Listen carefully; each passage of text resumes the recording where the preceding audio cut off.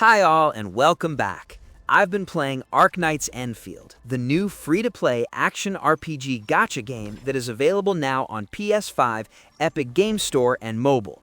In this video, I'll break down what the game actually is and what you can expect, especially since I've seen quite a lot of confusion around it. And yes, I will also talk about monetization. The main reason people are confused about this game is because it's mixing several different genres at once. One thing to be clear about early on, this is not a fully open world like Genshin Impact. It's built around large, connected zones that open up over time. As always on this channel, I'll keep it simple and won't waste your time with pointless filler, so let's dive into it.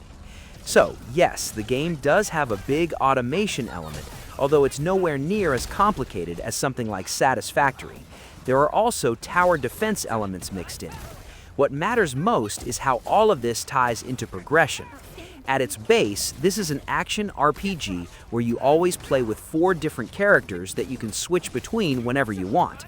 You dodge, attack, use abilities, and trigger special moves. You know the drill. You move through the world, do quests, follow the story, and level up your characters, while also having the option to do side quests and side activities at the same time. And yes, this is part of the Arknights universe, so if you're familiar with that series, some of this will feel familiar. The major difference is how you get stronger and how you progress through quests. A lot of quest chains require you to produce specific items in your factory. Gear does not simply drop from enemies, you create it yourself. So in something like Satisfactory, the factory is the progression. In Endfield, the factory is a vehicle for character and story progression. But the progression itself is still about getting stronger and moving forward in the story. The resources you need come from sites spread all over the world. You go there, place mining equipment, power sources, and connect everything to relays. Those resources are then transferred automatically back to your main base. Over time, you actually see the world transform based on what you build and where you place it. The tower defense element comes from the fact that these sites get attacked every now and then. When that happens, you need to place defensive towers to protect them. Of course, the speed and success of all of this is affected by how well you automate your base.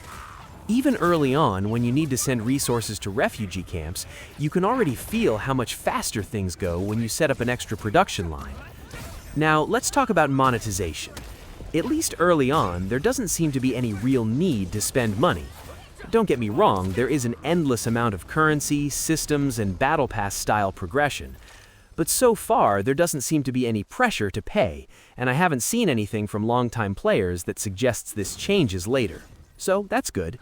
That said, you do have to deal with a lot of systems that clearly try to push you towards spending.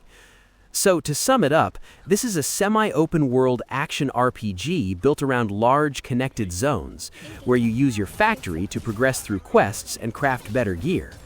While doing that, you also slowly change the world around you through automation and construction. That was it. If you like videos that don't waste your time, please consider liking and subscribing. Regardless, thank you so much for watching, and I hope to see you in the next one.